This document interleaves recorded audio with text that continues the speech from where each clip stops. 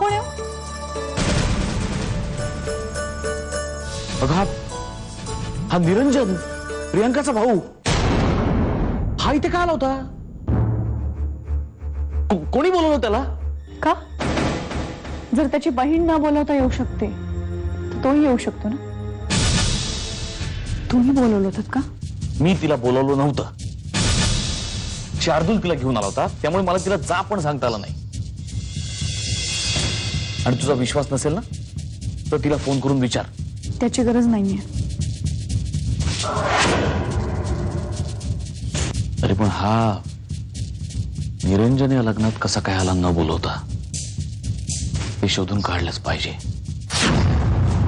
मी शार्दूलला आपल्या जाळ्यात अडकवण्यासाठी माझं सर्वस्व दिलं तर खरं, पण तू जर मला डबल क्रॉस करत असेल तर, म्हणजे इकडे माझ्याशी प्रेमाचं नाटक आणि तिकडे नेहाशी. हॅलो शार्दूल, कुठेस? घरी आहे का? मला आता भेटायला येऊ शकतोस? एवढ्या रात्री? प्रेमासाठी दिवस रात्रीचा विचार करायचा नसतो. आत्ता मी नाही येऊ शकणार. का? का म्हणजे मी आत्ता झोपतोय. एकटाच झोपतोस? हो. का? नेहा कुठे आहे? ती तिच्या बेडरूम मध्ये असेल. प्रियांका, तुला नेमकं काय म्हणायचं आहे? जरा स्पष्ट बोलशील? Hello hello hello. मला जे हवं होतं ते मिळालं. Good night Shardul. तू ओळखतेस का त्याला?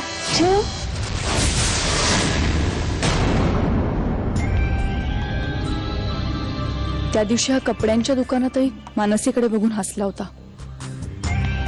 नंतर लग्नाच्या दिवशी तो सरळ तिच्या रूम मध्येच गेला होता. हा असं का करतोय? Please please try to understand. Please मला फोर्स करू नकोस. पण आपण गोव्याला येऊन बीचवर नाही गेलो तर कसं होईल? नाही मानसी, मला नाही जमणार. नकोच. बरं ठीक आहे, मग आपण शॉपिंगला जायचं. तू आधी गोव्याला जा. तिथे मानसी कुठे जाते, काय करते त्याच्याकडे बारीक लक्ष ठेव आणि प्रत्येक बातमी मला फोनवर कळवत.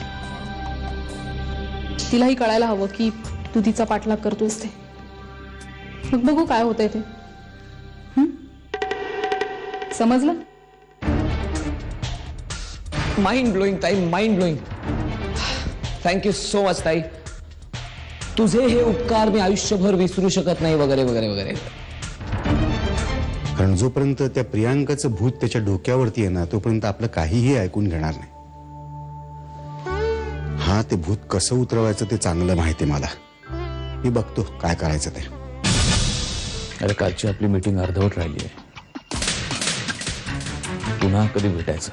बघूया पुन्हा केव्हा तरी. पण जेव्हा केव्हा भेटशील तेव्हा त्या वेड्याला बोलवू नकोस म्हणजे झालं. शट अप हर्ष, मी ठेवते फोन. का का का? अरे माझं एक महत्वाचं काम आहे म्हणून. का शार्दूलला फोन करायचा? काय चाललंय हर्ष तुझं? ओके कर मला फोन आठवणीने. ओके. पण मला एक गोष्ट कळत नाही, तू घरी का बसलेला असतोस? आय मीन एवढा मोठा बिझनेस आहे तुमचा, तो सांभाळत का नाहीस? तो बिझनेस आता माझा राहिलेला नाहीये रे. तो सगळा बिझनेस नेहा बघते. कुठलीही गोष्ट करण्याच्या आधी मला त्या नेहाला किंवा त्या राजाराम पांढऱ्यांना विचारावं लागतं. माझ्या मनाने मला काहीच करता येत नाही. तुझ्यावरती अन्याय झालाय रे. करेक्ट हर्ष, मलाही तसंच वाटतंय. मग डिवोर्स का घेत नाहीस तू? कारण सगळी इस्टेट तिच्या नावावर आहे. मी जर तसं केलं तर माझ्या हातातून सगळी इस्टेट निघून जाईल. मला नाही आवडत असले कपडे घातले. ठीक आहे, घरी नाही घालणार, पण इथे घालायला काय प्रॉब्लेम आहे? मला तुला कळत नाही का? जरा समजून घे ना. साधी गोष्ट.